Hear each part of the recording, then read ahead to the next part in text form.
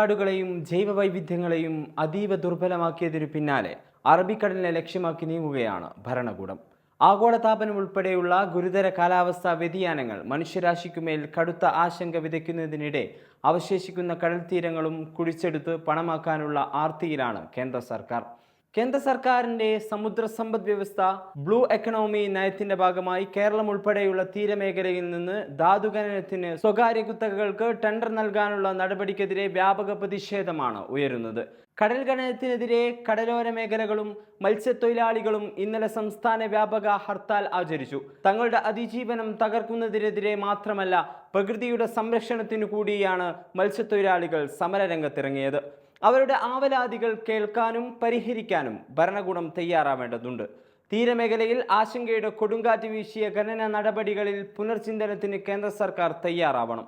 ഗുജറാത്തിലെ പോർബന്ദർ മേഖലയിൽ 3 ബ്ലോക്കുകളിൽ നിന്ന് ചുണ്ണാമ്പും ചെളിയും, കേരളത്തിലെ കൊല്ലത്ത് 3 ബ്ലോക്കുകളിൽ നിന്ന് നിർമ്മാണ ആവശ്യത്തിനുള്ള കടൽമണൽ, ആൻഡമാൻ നിക്കോബാർ ദ്വീപ് സമൂഹത്തിലെ 7 ബ്ലോക്കുകളിൽ നിന്ന് പോളിമെറ്റാലിക് നെഡ്യൂൾസ് എന്നറിയപ്പെടുന്ന ധാതുക്കളും കൊബാൾട്ടും വൻതോതിൽ ഖനനം ചെയ്തെടുക്കുക എന്നതാണ് കേന്ദ്ര സർക്കാരിന്റെ പദ്ധതി. കേരളത്തിൽ കൊല്ലത്തെ 3 ബ്ലോക്കുകളിൽ ആദ്യഘട്ടത്തിൽ ഖനനം നടത്താനും പിന്നീട് സംസ്ഥാനത്തിന്റെ മറ്റു തീരങ്ങളിലേക്കും ഇത് വ്യാപിപ്പിക്കാനുമാണ് കേന്ദ്ര സർക്കാർ നീക്കം.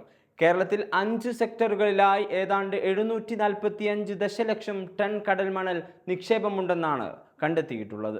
അതിൽ കൊല്ലത്ത് 3 ബ്ലോക്കുകളിൽപ്പെട്ട 242 ചതുരശ്ര കിലോമീറ്റർ പരിധിയിൽ നിന്നായി ഏതാണ്ട് 302 ദശലക്ഷം ടൺ മണൽ ഖനനത്തിനാണ് ടെൻഡർ വിളിക്കാൻ തീരുമാനിച്ചത്. ഫലത്തിൽ കൊല്ലത്തെ പരപ്പ് എന്ന ഏറ്റവും കൂടുതൽ മത്സ്യ ഉൽപാദന ക്ഷമതയുണ്ടെന്ന് കണ്ടെത്തിയ മേഖല അപ്പാടെ കുഴിച്ചു കോരുമെന്ന് ചുരുക്കം. അതോടെ ഈ മേഖല കേന്ദ്രീകരിച്ച് ഉപജീവനം നടത്തുന്ന ലക്ഷക്കണക്കിന് മത്സ്യത്തൊഴിലാളികൾ, അനുബന്ധ തൊഴിൽ മേഖലയുള്ളവർ എന്നിവരുടെ അന്നം മുടങ്ങും. മത്സ്യങ്ങളുടെ പ്രജനന വളർച്ചാ മേഖല ഇല്ലാതാകും. ചെറു സൂക്ഷ്മജീവികളുടെ നാശം സംഭവിക്കുന്നതോടെ വലിയ മത്സ്യങ്ങൾ ഭക്ഷ്യപ്രതിസന്ധി നേരിടും. നേരത്തെ തീരമേഖലയ്ക്കുള്ള അധികാരം സംസ്ഥാന സർക്കാരുകൾക്കും കൂടി പങ്കുവെക്കുന്നതായിരുന്നു. എന്നാൽ അതെല്ലാം പൊളിച്ചെഴുതി തോന്നും പോലെ കടലും തീരവും കുത്തകകൾക്ക് പതിച്ചു നൽകാൻ കഴിയും വിധമുള്ള നിയമ ഭേദഗതി സർക്കാർ കൊണ്ടുവന്നു. നിർമ്മാണ മേഖലയിൽ മണൽ ഉൾപ്പെടെയുള്ള സാമഗ്രികളുടെ ലഭ്യതക്കുറവ് അനുദിനം വർദ്ധിച്ചു വരുന്നു എന്നത് ചൂണ്ടിക്കാട്ടി തീരഖനനത്തെ ന്യായീകരിക്കുന്നവരുണ്ട്. നിർമ്മാണ സാമഗ്രികളുടെ കുറവ് സമൂഹത്തിലെ എല്ലാ മേഖലയിലും വല്ലാതെ പ്രയാസപ്പെടുത്തുന്നുമുണ്ട്. എന്നാൽ നിർമ്മാണ പ്രവൃത്തികൾക്ക് കടൽമണൽ ഉപയോഗിക്കാമെന്ന കണക്കുകൂട്ടലിൽ ഇത്തരം കൊടിയ പ്രകൃതി ചൂഷണത്തെ അനുകൂലിക്കാനാവില്ല. നിർമ്മാണ മേഖലയിൽ പ്രതിസന്ധിക്ക് പരിഹാരം കാണുന്നതിൽ ബദൽ മാർഗങ്ങൾ സ്വീകരിക്കുകയോ പുതിയവ കണ്ടെത്തുകയോ ആണ് വേണ്ടത്. പാറ പൊട്ടിക്കുന്നതും കടൽ കുഴിച്ച് മണലെടുക്കുന്നതും ഒരുപോലെ അപകടകരമാണ്. ആവർത്തിക്കുന്ന വൻ ദുരന്തങ്ങൾക്ക് മുഖസാക്ഷിയായിട്ടും എന്തുകൊണ്ടാണ് പിന്നെയും ഖനനത്തെക്കുറിച്ച് ആവേശത്തോടെ സംസാരിക്കാൻ പലർക്കും കഴിയുന്നത്? കടൽമണൽ ഖനനം അതീവ ഗുരുതര പാരിസ്ഥിതിക ആഘാതത്തിനിടയാക്കുമെന്ന് പഠനങ്ങൾ ഇതിനകം പുറത്തു വന്നിട്ടുണ്ട്.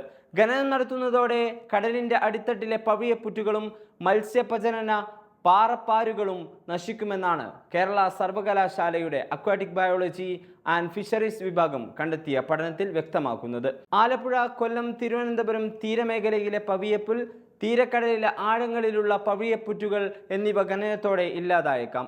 കടലോരത്തെ പാറപ്പാരുകൾ ജൈവവൈവിധ്യ കേന്ദ്രങ്ങളാണെന്നും ഇതിനകം കണ്ടെത്തിയതാണ്. ശരാശരി 60 മീറ്ററോളം ആഴത്തിൽ നടത്താൻ ഉദ്ദേശിക്കുന്ന ഖനനത്തോടെ ഇപ്പറഞ്ഞ കടൽ സമ്പത്തും പ്രകൃതിയുടെ സ്വാഭാവിക ജൈവവേലിയും ഇല്ലാതാകും. ഖനനത്തിലൂടെ തീരത്തെ മണൽത്തിട്ടകൾ ഇല്ലാതായാൽ വേലിയേറ്റം ഉൾപ്പെടെയുള്ള കടൽ പ്രതിഭാസങ്ങൾ പരിധിവിടും. ഇതോടെ തീരത്തെ ജനവാസ മേഖലകൾ വെള്ളത്തിനടിയിലാകാനും സാധ്യത ഏറെയാണ്.